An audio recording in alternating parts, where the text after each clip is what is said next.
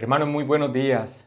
Que el Señor nos bendiga en este día. Damos muchísimas gracias a Dios. Nos concede la vida, su gracia, su favor para nosotros en este día. El día en el que su pueblo levanta adoración y exaltación a nuestro Dios. Mis hermanos, vamos a dar inicio al servicio dominical, a la transmisión del culto dominical. Y animo a todos los hermanos a que nos dispongamos de verdad a estar atentos para darle todo nuestro ser a nuestro Dios en cada momento de este culto. Hermanos, vamos a invocar el nombre de nuestro Dios en oración, a pedir su favor y a rogarle que reciba nuestra adoración en Cristo Jesús. Vamos a orar. Padre amado, muchísimas gracias, Señor, en tu bondad. Tú nos has regalado este día. En la noche pudimos descansar, Señor, y nos hemos levantado, Señor, gozosos de saber que vamos a poder exaltar tu santo nombre desde nuestros hogares por el momento, pero también a poder, Señor, recibir la instrucción, el alimento de tu bendita palabra, Señor. Padre amado, a ti acudimos, Señor. A ti, Señor, elevamos nuestra súplica y delante de ti nos postramos en adoración ante tus perfecciones, Señor, excelsas, ante tu gracia, Señor, y perdón que has tenido con nosotros en Cristo Jesús. Aquí está tu pueblo, Señor, recíbelo. Nosotros entramos en tu presencia confiadamente solamente por la obra y por los méritos de Cristo y nos acercamos a ti confiadamente, seguros, sabiéndonos aceptos en el amado. Muchas gracias te damos, amado Rey. Oramos desde ya para que la predicación de tu palabra sea nutriendo a tu pueblo, Señor, exhortándonos, Señor, y una vez más animándonos, Señor, en nuestro caminar, que te honre, que te dé gloria, que seamos fiel a ti. Gracias, Padre. Alabado seas, mi Señor, en el nombre de Cristo Jesús. Amén y amén. Muy bien, mis hermanos, vamos a entonar con todo nuestro ser alabanza a nuestro Dios. Vamos a cantar el siguiente himno. Himno número 45, Castillo Fuerte.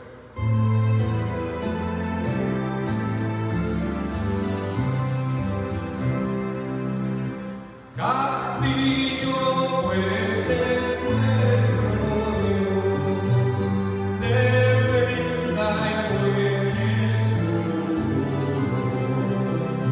Con su poder nos librará en este trance agudo.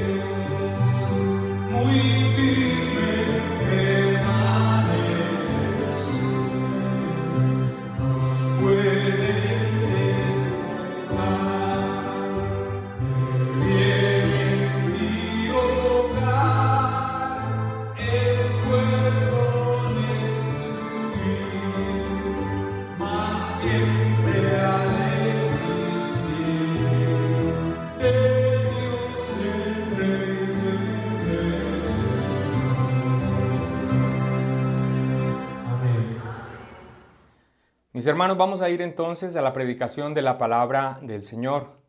Pido a todos que abramos nuestras Biblias en la segunda carta a los Corintios, el capítulo 11. Segunda carta a los Corintios, el capítulo 11. Y vamos a tener allí abiertas nuestras Biblias. El texto que va a ser expuesto en el día de hoy es desde el versículo 1 hasta el versículo 4. Para dar inicio vamos a leer el versículo 1. Segunda carta a los Corintios, capítulo 11, versículo 1, dice así la bendita palabra del Señor. Ojalá me toleraseis un poco de locura. Sí, toleradme. No sé si alguna vez hayas pasado por la frustrante experiencia de tratar de persuadir a un ser amado de una decisión, de un camino que sabemos que es un grave error, que solo le traerá dolor y pérdida, pero encontrarte que está tan confundido, engañado, quizás tan empecinado en su rumbo que se niega a atender toda advertencia. Si has vivido esta dolorosa situación, es probable que ante la negativa de escuchar cualquier razón que presentes, hayas sentido el impulso de tomarlo en tus manos y sacudirlo como un recurso desesperado, como si quizás así pudiéramos hacerle entrar en razón. Metafóricamente hablando, esto es lo que Pablo intenta hacer con las palabras que a continuación dirige a los corintios, sacudirlos, específicamente a aquellos que aún están bajo la seducción de los falsos maestros. El discurso del loco, así se le conoce a esta porción de segunda a los Corintios, que va desde el capítulo 11, versículo 1, que empezamos a exponer desde el día de hoy, hasta el capítulo 12, el versículo 13. Allí Pablo se rebajará al nivel de sus detractores como un medio poco agradable, pero espera efectivo para hacerles ver el error en el que han caído y vuelvan a la fidelidad, a la verdad en el Señor. Tres partes componen este discurso del loco, como se le conoce. Hoy iniciaremos en el estudio de la primera de ellas, la introducción, para más adelante pasar a el hablar del loco propiamente dicho y el epílogo de su discurso. En esta introducción, el apóstol Pablo inicia presentando varias de las razones por las que deben tolerar este recital de jactancias que les va a exponer más adelante en su discurso. Hermanos, vayamos a la exposición del texto. Leamos una vez más el versículo 1. Dice, ojalá me toleraseis un poco de locura. Sí, toleradme. Desde el principio, el apóstol Pablo advierte que les va a hablar de una forma inusual. Hemos visto en el desarrollo de la carta que él considera la autorrecomendación, las comparaciones con aire de superioridad de sus detractores como algo sin valor alguno. La alabanza que realmente tiene valor es la que el Señor dará a quienes le sirven fielmente, es lo que acaba de afirmar tan solo un renglón atrás. Mas el que se gloríese en el Señor, porque no es aprobado el que se alaba a sí mismo, sino aquel a quien Dios alaba, dice 2 Corintios 10, 17 al 18. Sin embargo, como con aquel ser amado que ya no sabemos cómo persuadir del rumbo que lleva, el apóstol Pablo se ve forzado a tomar medidas extremas. Va a recurrir a los métodos de sus engañadores, la autoexaltación, el gloriarse y las comparaciones, pero no en engaño, sino con los hechos reales de su ministerio. Pero además de eso, hará uso de la ironía y el sarcasmo, como previamente en los sermones anteriores lo hemos advertido. Hará uso de la ironía y el sarcasmo dicho con dolor, para enrostrarles cuán insensatos han sido al dejarse seducir por los falsos ministros, deslizándose de la verdad. Una traducción alternativa de este versículo 1 que acabamos de leer nos permite ver esta dolorosa ironía en el principio de su discurso. Ojalá me toleraran un poco de locura, pero de hecho ya lo están haciendo. Y esto en clara referencia a la tontería que ya están de buena gana tolerando de los falsos apóstoles. A este extremo se ve forzado, pero a este extremo está dispuesto a llegar por su amor a los corintios, específicamente por los que en este momento tanto dolor le producían con el rechazo a su autoridad, al Evangelio y a Cristo mismo, como más adelante les va a señalar. El apóstol Pablo presenta en estos 4 primeros versículos del capítulo 11 3 razones por las que deben tolerarle esta locura a la que lo han llevado. 3 razones, 3 argumentos que les presentan para que le toleren el tener que rebajarse a estos métodos con tal de sacudirlos, con tal de hacerlos entrar en razón. El primero de ellos es el celo divino que tiene por ellos. Versículo 2, 2 Corintios 11, 2. Porque os celo con celo de Dios, pues os he despojado con un solo esposo para presentaros como una virgen pura a Cristo. El apóstol Pablo se presenta como un padre que promete a una hija en matrimonio a un futuro marido. El compromiso de ese padre es entregar a su hija en pureza y fidelidad a su esposo. Ese celo por salvaguardar el honor de él como padre en su cuidado y protección como autoridad que es de esta hija. El honor de la hija en su pureza y castidad y el honor del nombre del novio que la ha tomado de buena voluntad para sí mismo es descrito por el apóstol Pablo como un celo de Dios. El atributo divino donde Dios continuamente protege su honor, donde no admite que se dé a extraños lo que solo Él es digno de recibir. Con esa intensidad protege Pablo el honor de las partes en este compromiso. Este vínculo del desposorio al que alude el apóstol Pablo aquí tenía la seriedad misma de la unión matrimonial. Ese desposorio solamente podía ser cancelado por carta de divorcio por razones apropiadas o aún cuando se llegase a presentar la infidelidad de alguno de los desposados, debía ser tratado como adulterio mismo. Las palabras de Pablo de que les ha desposado con un solo esposo señalan la exclusividad del vínculo que no admite un tercero. Mis hermanos, los corintios, que habían dado a una relación con los falsos apóstoles, estaban traicionando esa exclusividad. Y al recibir el mensaje de ellos, estaban adulterando espiritualmente. A lo largo de la palabra de Dios encontramos esta metáfora de la relación de Dios con su pueblo como una relación matrimonial. El esposo y la esposa, o el novio y su prometida, Cristo y la iglesia. El adulterio espiritual, por ejemplo, del pueblo de Israel es un doloroso y vergonzoso tema que recurrentemente encontramos a lo largo de las Escrituras.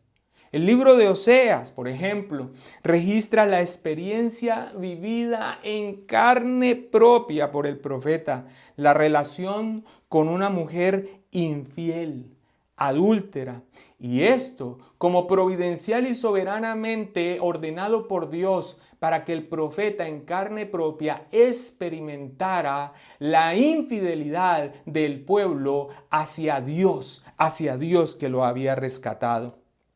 Y los libros de Jeremías e Isaías presentan a Dios presentando carta de divorcio al adúltero reino del norte, a Israel, que se sumió en la fornicación de su idolatría cuando solo debían rendir adoración a Él, a el único Dios verdadero, quien con el celo divino, protege su honor de que nadie reciba lo que solamente Él es digno de recibir: honor y gloria y adoración.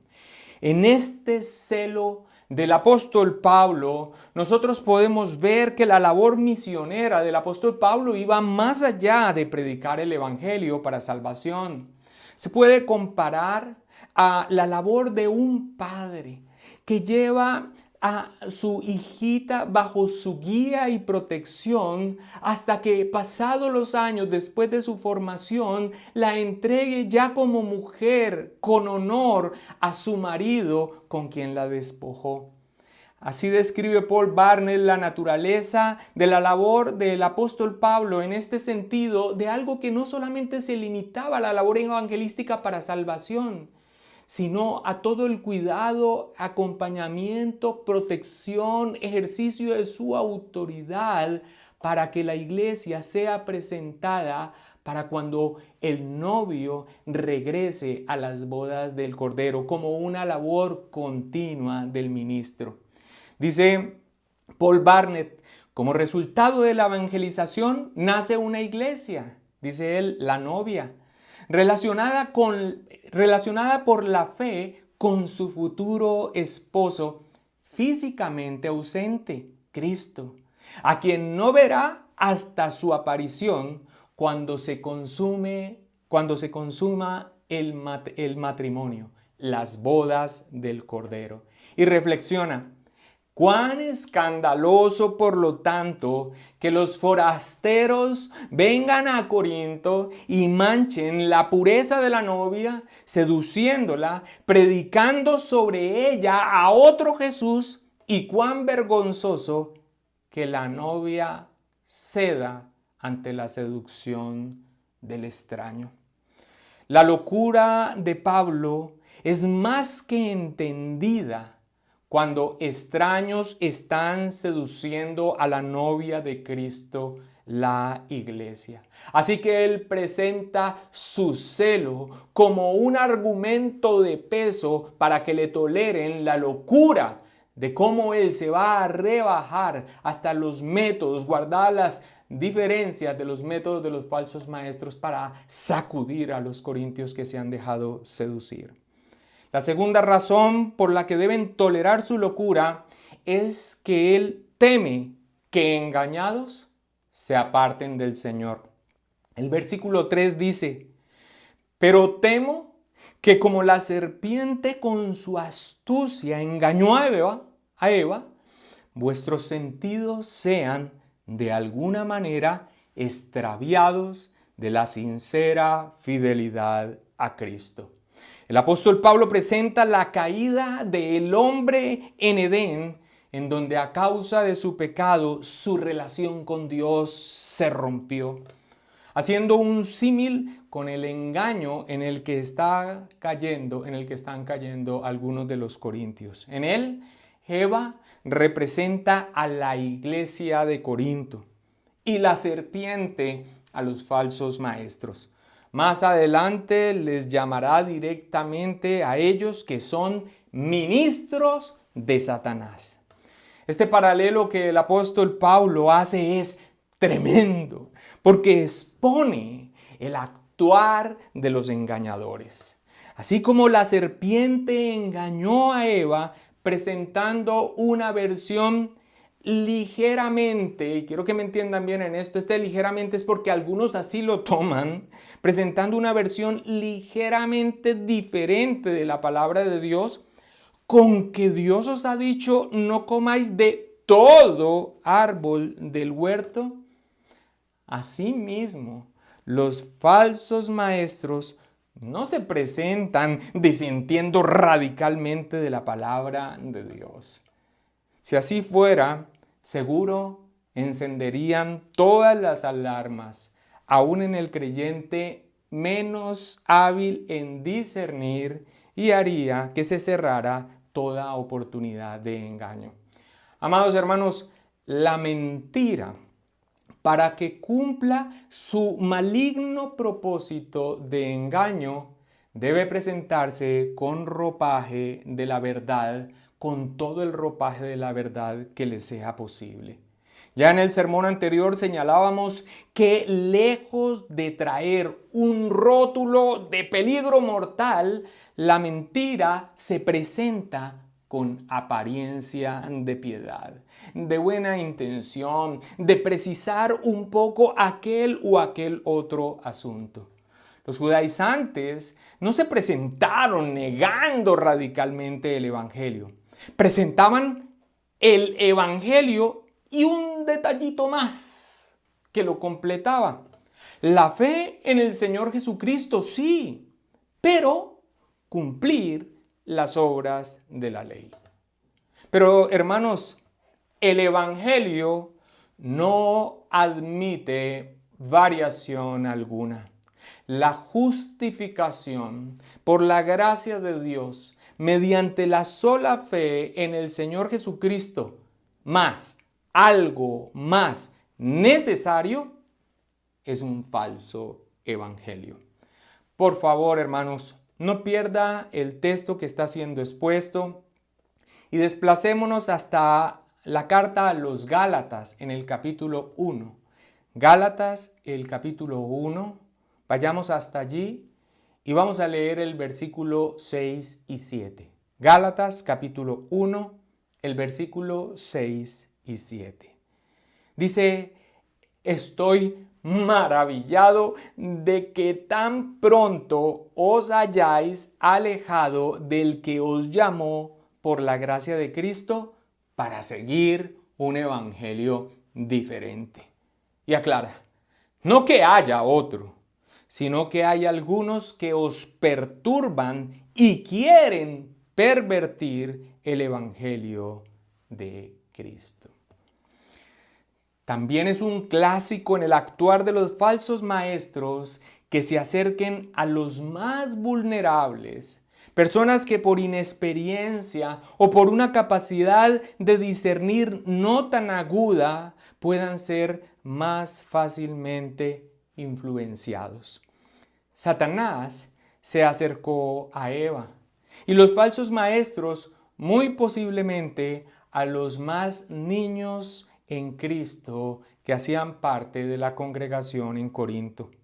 En su primera carta podemos ver en contraste a estos niños en Cristo, a creyentes en Corinto, que inmediatamente, desde tiempo atrás, se dieron cuenta que había un peligro que se cernía sobre la iglesia y enviaron delegaciones a Pablo para advertirle. Pero otros no percibieron todo el engaño y el dolor que se les avecinaba al dar oído a las novedades de los judaizantes.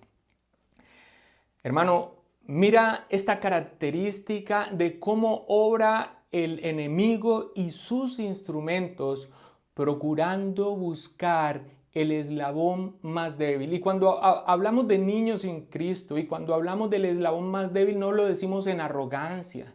Porque en la vida cristiana nosotros entendemos, aún en su metáfora, del desarrollo de un creyente que nace, ¿cierto? Que empieza a caminar y a crecer en santidad en Cristo Jesús, y lo que se espera de él, un creyente maduro que habrá al interior de la iglesia, hermanos que apenas están siendo instruidos más precisamente en la palabra del Señor y por el ejercicio desarrollando la capacidad del discernimiento sobre las cosas de Dios, aún en detalles. Pero mira cómo esta advertencia que hace el apóstol Pablo de esta característica que tienen los falsos maestros, estos instrumentos de Satanás, es tratar de buscar quién les da oído, y por lo general son aquellos que apenas están en formación, que apenas están entendiendo los detalles y que tienen muchas ganas de aprender, y que sin embargo por allí se entra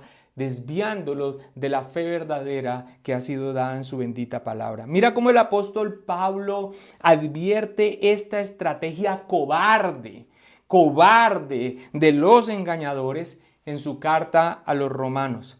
Ya en su despedida escribe a los romanos, y en la parte final de sus recomendaciones les dice lo siguiente. Vayamos hasta allí, es un texto que quisiera que todos pudiésemos leer desde nuestras Biblias. Romanos capítulo 16, el versículo 17 y 18.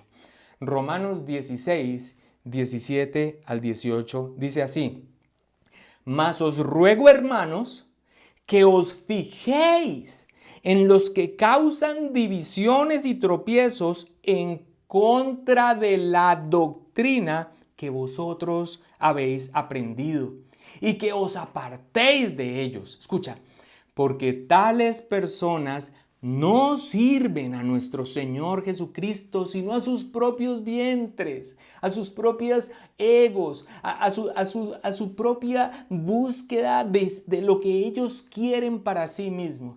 Vuelvo y leo: porque tales personas no sirven a nuestro Señor Jesucristo, sino a sus propios vientres, y con suaves palabras y lisonjas engañan los corazones de los ingenuos. Ahora, este proceder de los engañadores, así como el del enemigo en el Edén, no se queda allí. Avanza en su objetivo de desviar totalmente de la verdad, de presentar una leve variación, leve entre comillas, de la palabra de Dios. El enemigo pasa a negarla totalmente. Entonces la serpiente dijo a la mujer: no moriréis. Este es el peligro de los falsos maestros y de dar oído a ellos, que el asunto no se va a quedar en un detalle en el que disienten. De allí, tarde o temprano, pasarán a la negación radical de la verdad de la palabra de Dios. Ese es el temor que tiene Pablo y al que se refiere cuando dice que teme que sus sentidos sean extraviados de la sincera fidelidad de Cristo. Reina Valera traduce sentidos, lo que nos sugiere que sean sus sentimientos los que cambien hacia el Señor. Teme que sus sentidos sean extraviados de la sincera fidelidad de Cristo. Pero el apóstol Pablo literalmente se está refiriendo a los pensamientos, y después se refiere a una mente dividida. Por supuesto que el error doctrinal pasará por supuesto que se pasará del error doctrinal a la injuria desde el corazón. Ese es el terrible y que el Señor nos proteja. Ese es el terrible camino de los apóstatas. Iniciarán primero con una negación doctrinal y después, desde lo profundo de su ser y de su corazón endurecido, pasarán a la injuria. Pero el temor que tiene Pablo es más que sobre los sentimientos, es sobre la pureza de la verdad que les fue dada en el Evangelio. Una traducción en lenguaje sencillo es la siguiente: que tiene temor que ustedes puedan ser engañados y dejar de pensar con sinceridad y pureza acerca de Cristo. Pero es que yo creo en Jesús, podría haber exclamado uno de aquellos corintios bajo la influencia de los falsos apóstoles. El asunto aquí es que tal vez crea con todo su ser, pero en otro Jesús, no en el de las Escrituras, no el que autoritativamente presentan los apóstoles en su labor encargada por el Señor mismo y que tenemos en nuestra Biblia. Mira brevemente, y volviendo a nuestro texto en 2 de Corintios 11, mira brevemente lo que a continuación dice el apóstol Pablo en el versículo 4, en el que ya nos vamos a detener. Leamos solamente la primera parte. Versículo 4 dice: porque si viene alguno predicando a otro Jesús que el que os hemos predicado. Cuando Pablo entonces advierte su temor de que sean extraviados de la sincera fidelidad de Cristo, esta fidelidad radica en fidelidad a la verdad doctrinal, a la verdad que les fue dada por Él.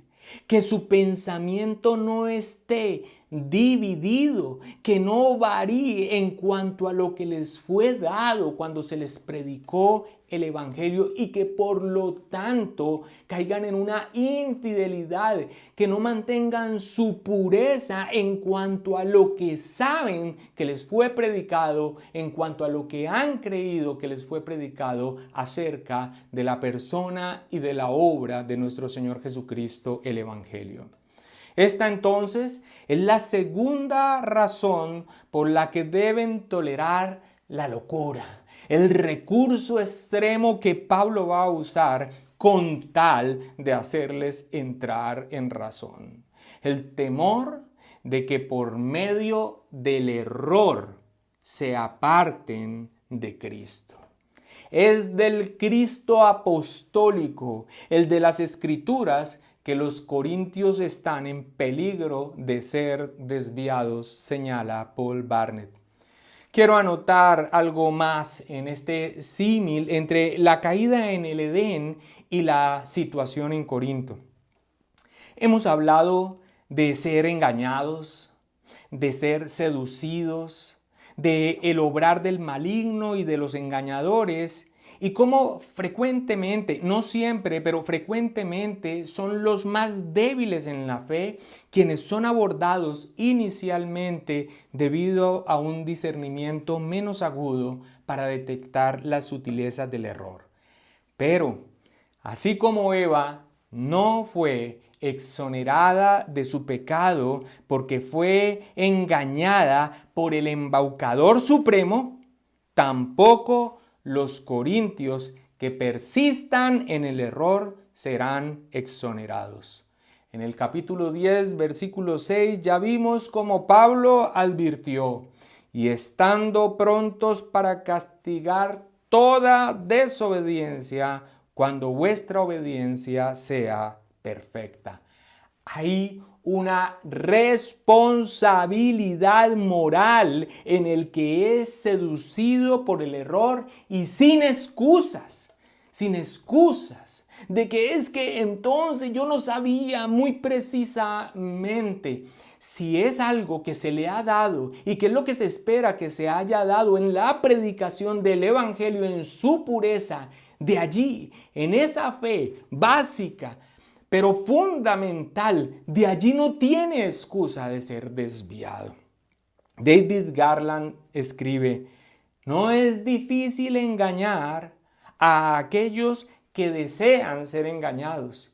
Y esto es para que nadie se salga por la tangente, entonces tratando de exculparse por haber sido extraviado y por todo el daño que se presenta por tener comezón de oír por cosas nuevas. No, hay una responsabilidad moral de todo creyente, aún el que por la obra del Espíritu Santo nazca hoy mismo con la correcta predicación del Evangelio, de mantenerse en la verdad.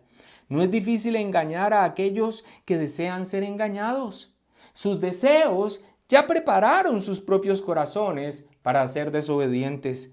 La inclinación de los corintios por el error y las ilusiones de grandeza, la arrogancia, los hizo objetivos fáciles para que los oponentes grandilocuentes inyectaran sus nociones venenosas.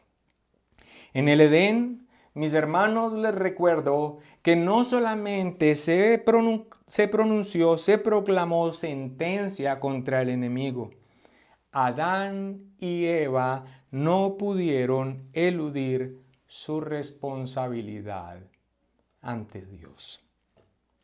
Y la tercera razón que el apóstol Pablo presenta por la que los corintios deben tolerar su locura es porque, de hecho, ya estaban tolerando la necedad en otros. Versículo 4. Segunda de Corintios, capítulo 11, versículo 4. Porque si viene alguno predicando a otro Jesús que el que os hemos predicado, o si recibís otro espíritu del que habéis recibido, u otro evangelio que el que habéis aceptado, bien lo toleráis. Hay un sentido triste y amargo en estas palabras donde señala los mismos pasos que él dio en su labor evangelística con los corintios, pero que ahora los falsos maestros están dando en su imitación maligna. Él vino, predicó a Jesucristo entre ellos y les fue dado el Espíritu Santo al recibir el evangelio con fe creyendo. Este es otro paralelo que muestra la continua imitación que las tinieblas hacen de las cosas sagradas para lograr sus objetivos. Como misioneros llegaron los falsos maestros, predicando, pero a otro Jesús, y algunos les estaban aceptando y de hecho recibiendo otro espíritu. Obviamente es una parodia, una caricatura deformada de la verdad.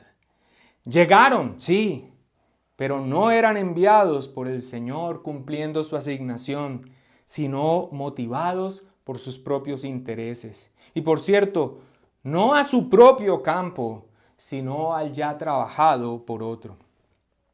Predicaron, sí, pero no como el ministro fiel, no como a la manera del ministro fiel, sino a la manera de los disertadores de su época, echando mano de la retórica y la elocuencia, que se especializa en la forma, en la parte externa, pero que carece de fondo, pero que carece de la verdad. Sí, predicando, pero a otro Jesús, no al de las Escrituras, no el Evangelio en su pureza, sino una versión distorsionada de la verdad, una versión que capte la atención del corazón arrogante del hombre. No. Tú no eres un incapaz. No estás en esa condición. Hay algo en ti. Tú puedes. Cúmplelo para que ganes, para que arrebates tu salvación. No, no, no, no, no, no, no. Tú no eres reprobable. No, no estás en esa condición. Hay algo bueno en ti que Dios vio, obvio. Por eso Dios te ama. Y además de que llegaron como misioneros sin serlo y predicaron, pero echando mano de los disertadores de la época, y predicaron a Jesús, pero otro, no el apostólico, no el de las escrituras.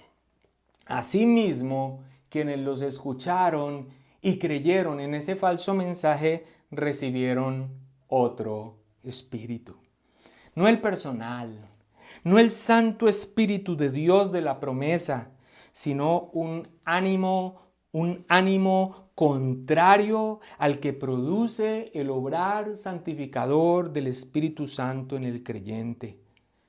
Ante la predicación de estos hombres, como ante la predicación de todo falso maestro, un acentuamiento en la inclinación carnal de los que escuchan, que impulsa a juzgar las cosas por la apariencia y no por la regla dada en la Escritura, que no lleva al arrepentimiento, sino a la autojustificación, que no redarguye de pecado, sino que justifica su maldad, que no impulsa a la humildad, sino que levanta la altivez, que no humilla, sino que exalta, que no dobla, sino que endurece la cerviz. Ese es el espíritu promovido por el falso evangelio.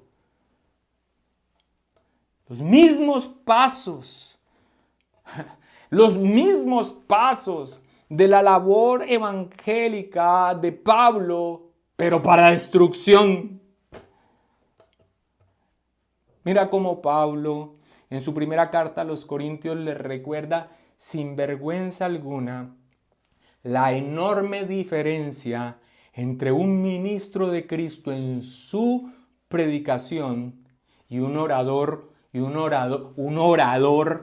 motivador mundano en su disertación.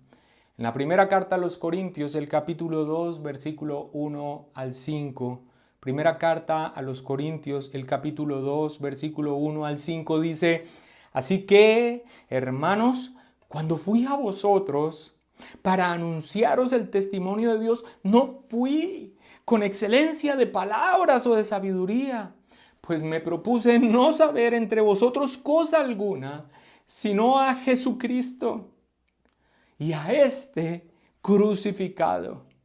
Y estuve entre vosotros con debilidad y mucho temor y temblor. Y ni mi palabra ni mi predicación fue con palabras persuasivas de humana sabiduría, sino con demostración del Espíritu y de poder, para que vuestra fe no esté fundada en la sabiduría de los hombres, sino en el poder de Dios. Porque si viene alguno predicando a otro Jesús que el que os hemos predicado, o si recibís otro espíritu del que habéis recibido, u otro evangelio que el que habéis aceptado, bien, lo toleráis. Corintios, si esto es lo que de buena gana están tolerando, tolérenme esta locura a la que me veo obligado con tal de persuadirlos, de hacerlos entrar en razón, de sacudirlos en su necedad, con tal que vuelvan en fidelidad a aquel con quien los he despojado, al Señor y Salvador Jesucristo. Amados hermanos, yo ruego a Dios que la intensidad de toda esta defensa del apóstol Pablo que hemos estado estudiando, de su autoridad apostólica, de la firmeza de su enfrentamiento con los falsos maestros, cómo son desenmascarados en sus métodos, el llamado a la fidelidad que le debe la iglesia a su Señor, no se quede tan solo en un estudio de la situación específica que encontramos en esta carta de una situación vivida hace 2000 años atrás y nada más. Esto nos es necesario. Arrancar de allí en la exposición fiel de lo que es de lo que es el sentido, la razón por la que es escrito, la situación por la que es escrito y lo que se busca en ese momento a través del escritor inspirado. Pero si cuando en el sermón anterior vimos a Pablo presentar una prueba innegable de su autoridad apostólica en la misma conversión de los corintios, y en esto lo esencial de la doctrina apostólica, el evangelio bíblico para afirmar una fe salvífica, y no nos detuvimos a considerar nuestra propia conversión, cuándo realmente sucedió, cuál fue el mensaje que recibí, en qué deposité yo confianza en ese momento, cuál es la confianza que tengo hoy para salvación. Hemos perdido la riqueza de este estudio para nuestra propia vida. ¿Recibí salvación por la sola gracia de Dios? Sí, al escuchar el Evangelio tal vez en medio de una predicación defectuosa, imprecisa, pero que por la pura misericordia de Dios aún mantenía la esencia mínima de la verdad. Caminé durante un tiempo como un niño espiritual, confundido y débil por falta de alimento sólido, hasta que conducido por la bondad de Dios fui expuesto más precisamente a la verdad bíblica. O, digámoslo con sinceridad y después de evaluar los hechos, solo tuve un acercamiento a la cristiandad en ese momento. Esa es la verdad. Algunos hermanos con interés y después de meditarlo con dolor han expresado: deposité mi confianza en un pseudoevangelio, en un falso evangelio de méritos propios, de procurar ser justificados por mi obediencia o de total aceptación de mi condición sin implicar rendición, arrepentimiento ante un Dios que estaba para darme gusto en lo que pidiera. Pero ahora puedo dar razón de la esperanza que hay en mí bíblicamente desde la palabra de Dios a todo el que me lo demande. Si al escuchar, como fue predicado en el sermón anterior sobre los métodos fraudulentos de los falsos maestros, los falsos parámetros de medición y las comparaciones carnales, no me cuestione si aún permanecen en mí vestigios de esa forma de evaluar las cosas de Dios, la iglesia, sus ministros y aún la misma predicación. He perdido gran parte de la riqueza de este estudio para mi vida.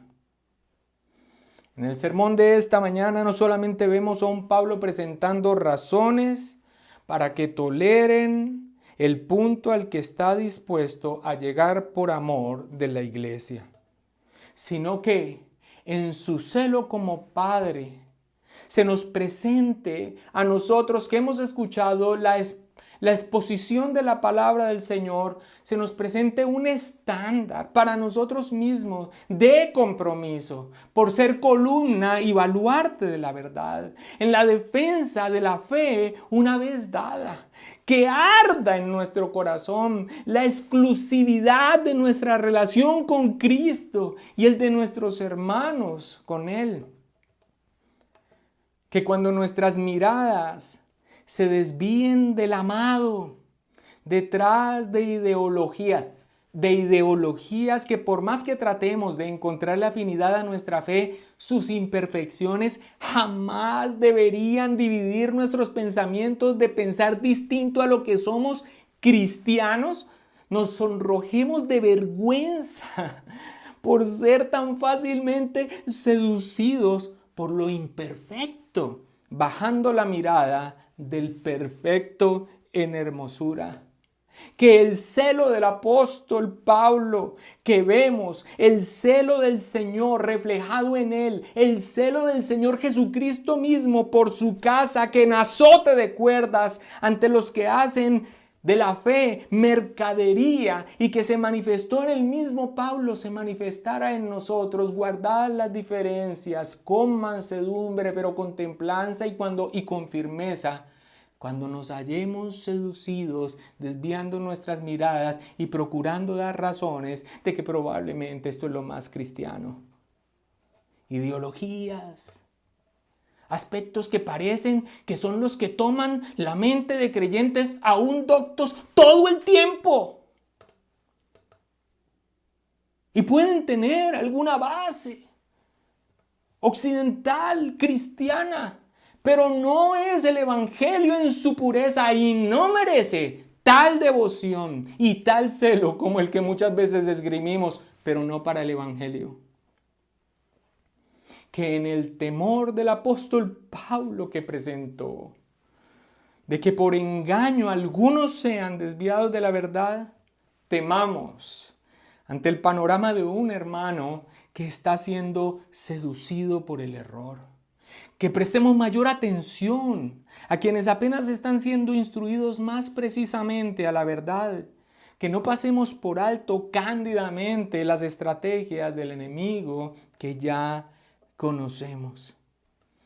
Pero que igual, por más doctos que nos consideremos, por más recorrido que tengamos en la fe bíblica, por más ortodoxa que estimemos nuestra teología, no nos confiemos arrogantemente y caminemos ocupándonos de nuestra salvación, nuestra santificación con temor y temblor. Iglesia, tristemente, siempre han habido personajes que se infiltran en medio de la iglesia tratando, bajo la excusa de presentar más fielmente, más radicalmente alguna doctrina, lograr seducir a algunos para la autopromoción. Y quienes inocentemente dan oído a estas personas son los más perjudicados. Porque si la iglesia es sólida en sus convicciones y su gobierno es firme, los divisores finalmente serán expuestos y no serán tolerados. Pero el que ha sido contaminado tal vez quede a la deriva sin el resguardo y el alimento que una iglesia local fiel provee. Si alguien disiente con lo que profesa una iglesia local, lo más indicado es que lo manifieste a sus autoridades. De no hacerlo y seguir sembrando la disensión es una clara muestra de que sus motivaciones no son tan puras y que su carácter moral no es el de alguien que sea digno de guiar a otros. Y si finalmente al escuchar la exposición del contexto y de la situación y de las razones que presenta Pablo, alguien en medio de nosotros está empezando a tolerar el error, disintiendo con la fe una vez dada, y no tema acerca de lo que puede venir a su vida, torciendo la misma doctrina, diciendo, oh, yo soy un creyente y entonces nunca seré separado de Cristo. Lo eres. El llamado a examinarse continuamente es un llamado que nos hace la Escritura, y no para poner en duda nuestra fe, sino para confirmarnos en ella. Si alguien que no seamos nosotros está empezando a tolerar el error, que la iglesia se movilice para procurar sacudirlo, para por puro amor, sí, por puro amor, hacerlo entrar en razón. Finalmente, lo que está en juego es el honor de Cristo y las almas mismas de los que están dando oído al error. Que el Señor nos ayude, mis hermanos. Bendiciones del Altísimo.